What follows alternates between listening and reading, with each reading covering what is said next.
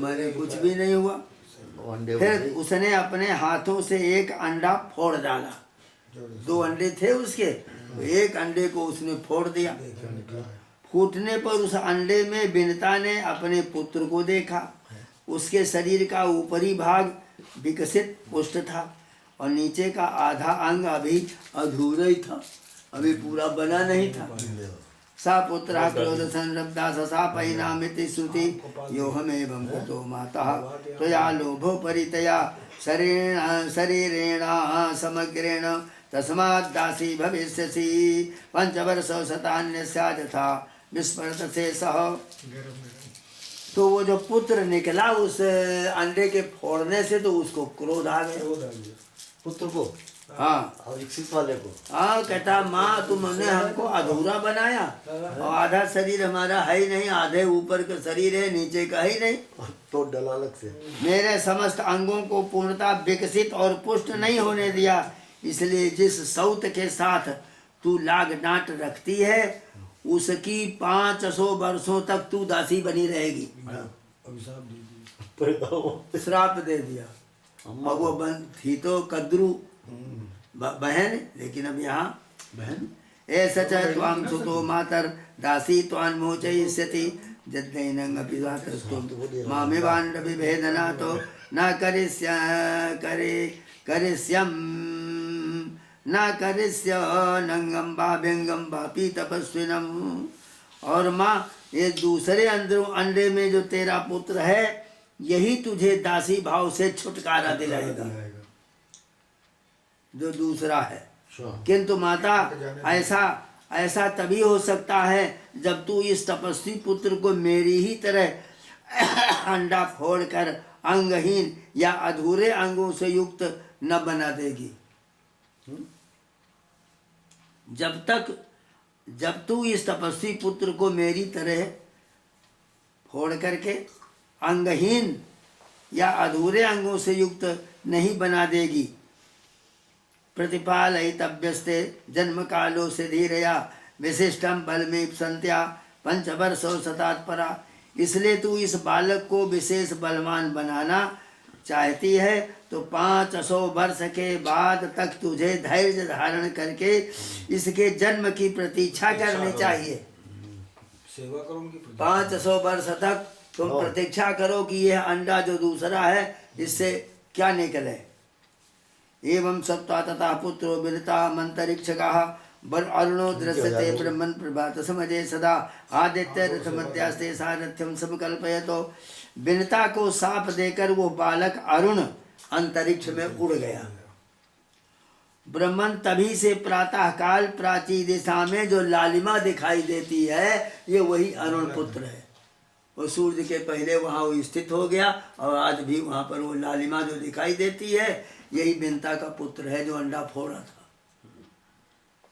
उसके रूप में विनता के पुत्र अरुण का ही दर्शन होता है। वो सूर्य देव के रथ पर जा बैठा और उनके सारथी का काम संभालने लग गया। पहले से हमारे और गरुणोपि यथा कालम यज्ञे पन्नग भोजनः सजात मात्रो विनताम परित्यज्यो समाभिशतो आदास्य नात्मनो भोज्य मन्नम विहितमस्य तत विधाता भृगुशार्दूले क्षुधता पदकेश्वरः। फिर अनंतर समय पूरा होने पर सर्प संहारक गरुण का जन्म हुआ। भृगु श्रेष्ठ पक्षीराज गरुण जन्म लेते ही क्षुधा से व्याकुल हो गए। कुछ समय पूरा होने पर सर्पों के मारने वाले गरुण जी का उस अंड से जन्म हुआ। गरुण जन्म लेते ही क्षुधा ने व्याकुल कर दिया तो विधाता ने उनके लिए जो आहार नियत किया था अपने उस भोज्य पदार्थ को प्राप्त करने के लिए माता विनता को छोड़कर वो भी आकाश में उड़ गए।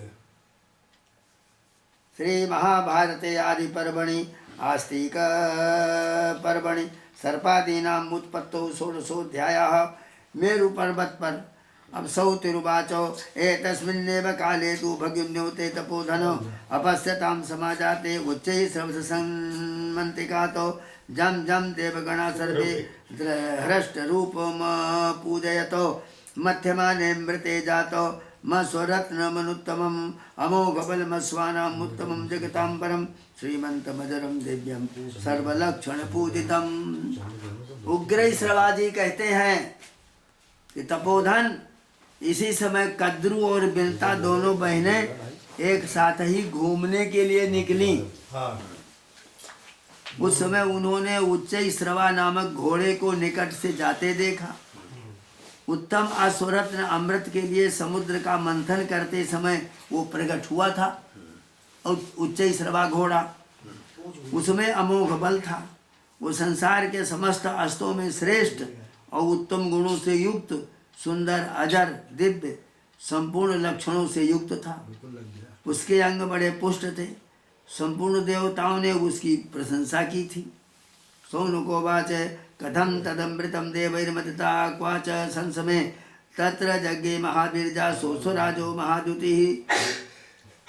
सूतनंदन, अब मुझे यह बताइए कि देवताओं ने अमृत मंथन किस प्रकार के स्थान पर किया जिसमें वो महान बल पराक्रम से सुसंपन्न अत्यंत तेजस्वी अश्व उच्चैश्रवा प्रकट हुआ। तो सौतिरुवाचो ज्वलंतम अचलम मेरुम तेजो राशि मनुत्तमम आक्षिपंतम प्रभामान भानो स्वशृंगै कांचनोज्ज्वलैः कनकाभरणं चित्रं देवगंधर्व सेवितम अप्रमेय मनाधृष्य मधर्म बहुलैर्जनैः। सौनक जी मेरु नाम से प्रसिद्ध एक पर्वत है जो अपनी प्रभा से प्रज्वलित होता रहता है। वो तेज का महान पुंज और परम उत्तम है। अपने अत्यंत प्रकाशमान सुवर्णमय शिखरों से वो सूर्य देव की प्रभा को भी तिरस्कृत करता रहता है। उसकी प्रभा सूर्य से भी ज्यादा तेज है। उस स्वर्ण भूषित विचित्र शैल पर देवता गंधर्व निवास करते हैं। उसका कोई माप नहीं है। जिनमें पाप की मात्रा अधिक है ऐसे मनुष्य वहाँ पैर भी नहीं रख सकते। व्यालैरावारितं घोरैर्दिव्यौषधिभिरीप्सितं नाकमाभृत्यतिष्ठन्तम् उच्छ्रदेदे महागिरिम् अगम्यं मनसा आत्यन्तैर्नदी वृक्षसमन्वितं नानापदकसङ्घैश्च नादितं सुमनोहरैः। वहाँ सब ओर भयंकर सर्प भरे पड़े। दिव्य औषधियाँ तेजोमय पर्वत को उद्भासित करती हैं। महान गिरिराज अपनी ऊंचाई से स्वर्गलोक को घेर करके खड़ा है। प्राकृत मनुष्यों के लिए वहाँ मन से भी पहुँचना असंभव है। गिरि प्रदेश बहुत सी नदियों असंख्य वृक्षों से सुशोभित है। भिन्न भिन्न प्रकार के मनोहर पक्षियों के समुदाय, उनके कलरव से पर्वत बड़ा कोलाहल पूर्ण रहता है। तस्य श्रृंगम उपारुह्य बहुरत्नाचितं शुभम अनंत कल्पमुद्विग्नम सुरा सर्वै बहुजसाः ते मंत्रयितुमारब्धाः तत्रासीना देवौकसा अमृतादे समागम्य तपो नियम संयुताः तत्र नारायणो देवो ब्रह्माणं इदमब्रवीत् चिन्तयत्सु सुरैक्वेमं मन्त्रयत्सु च सर्वसा देवैरसुरसङ्गैश्च मथ्यतां कलशो दधि भविष्यत्यसुतं तत्रो मध्यमाने महोदधौ। उसके शुभ और उच्चतम श्रृंग असंख्य चमकीले हैं। तो समस्त महातेजस्वी देवता मेरुगिरी के महान शिखर पर चढ़कर एक स्थान में बैठ गए। सब मिलकर अमृत प्राप्ति के लिए उपाय किया जाए इसका विचार करने लगे। वे सब तपस्वी शौच संतोष नियमों से युक्त थे। देवताओं के समुदायों में भगवान नारायण ने ब्रह्मा जी से कहा कि समस्त देवता असुर मिलकर महासागर का मंथन करें। उस महासागर का मंथन आरंभ होने पर उसमें से अमृत प्रकट होगा। सर्वौषधि समावाप्य सर्वरत्नानि चैव मंथयध्वमुदधिं देवा वेत्स्यध्वममृतं ततः। देवताओं, पहले समस्त औषधियों को समुद्र में डालो, फिर संपूर्ण रत्नों को डालो और फिर समुद्र का मंथन जारी रखो। इससे अंत में तुम लोगों को निश्चय ही अमृत की प्राप्ति होगी। श्री महाभारते आदि पर्वणि आस्तिक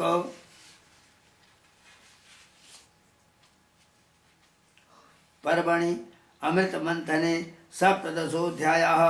श्री कृष्ण गोविंद हरे मुरारी हे नाथ नारायण वासुदेव। वासुदेव श्री कृष्ण गोविंद हरे मुरारे नारायण वासुदेव।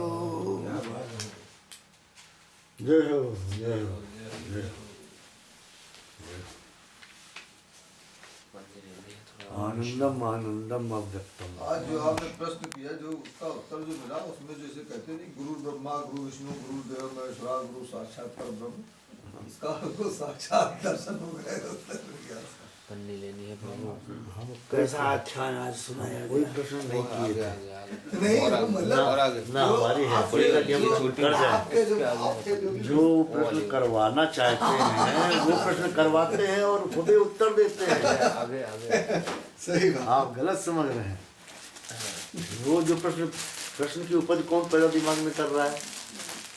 गुरु शक्ति कर रही है ना। उत्तर कौन दे रहा है उसको? ये हम कौन है प्रश्न पूछने वाले?